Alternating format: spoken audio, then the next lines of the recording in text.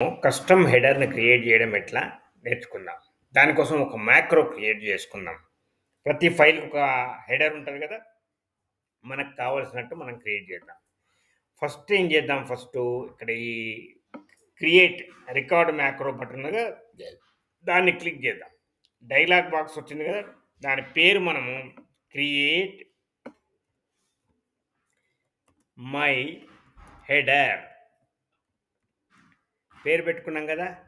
దీని పేరు control queue పెట్టుకుందాం. ఇప్పుడు ఓకే క్లిక్ చేద్దాం. పర్సనల్ మ్యాక్రో వర్క్ అవుతుంది కదా! ఓకే క్లిక్ చేద్దాం. ఇప్పుడు ఈ రికార్డింగ్ స్టార్ట్ అయింది. ఇప్పుడు ఏం చేద్దాం మనము A1 సెలెక్ట్ చేద్దాము. షిఫ్ట్ ప్రెస్ చేసి ఈ S1 వరకు సెలెక్ట్ చేద్దాం. అన్ని సెల్స్ సెలెక్ట్ అయినాయి కదా! ఇప్పుడు ఆల్ట్ HMM క్లిక్ చేద్దాం. ఆల్ట్ HMM ఆల్ట్ అయిపోయింది కదా!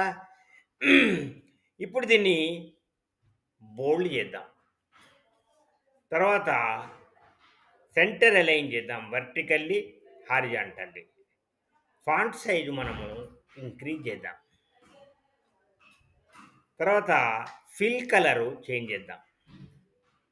ఇది వద్దు మనకు, వేరే లైట్ పెట్టుకుందాం. మరీ లైట్ ఇట్లాంటిది పెట్టుకుందాం. వచ్చింది కదా! ఇప్పుడు రో హైట్ తక్కువ ఉన్నది.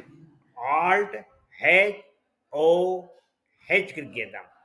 మనకెంత రో హైట్ కావాలో అంత రో డైలాగ్ బాక్స్ వస్తుంది. ఇక్కడ వచ్చింది కదా! ఇప్పుడు దీనిలో మనము 25 ఎంటర్ చేద్దాం. 25 ఓకే. రో హైట్ పెరిగింది.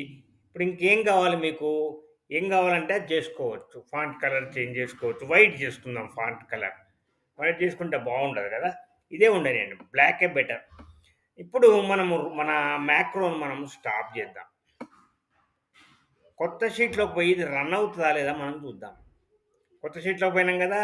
ఇప్పుడు ఆల్ట్ F7 నొక్కుదాం. Alt F7. ఇప్పుడు ఏం మ్యాక్రో రన్ చేయాలి మనకు క్రియేట్ మై హెడర్ అనే మ్యాక్రో. దీన్ని మనం రన్ చేద్దాం. వచ్చేసింది ఆటోమేటిక్గా. మనం అక్కడ టైప్ చేసి పెట్టాం కాబట్టి ఇక్కడ టైప్ లేదు కాబట్టి టైప్ చేసుకోవచ్చు. మైకి హెడర్ అనో ఏదన్నా. ఈ రకంగా మనం ఏ ఫైల్లోనైనా ఈ మ్యాక్రో రన్ చేస్తే ఇలాంటి హెడరు మనకు వస్తుంది. దీన్ని మళ్ళీ మనం కస్టమైజ్ చేయొచ్చు. ఈ కలర్ నచ్చకపోతే వేరే కలర్ పెట్టుకోవచ్చు. ఈ రకంగా మనం మన కస్టమ్ హెడర్ను క్రియేట్ చేసుకోవచ్చు.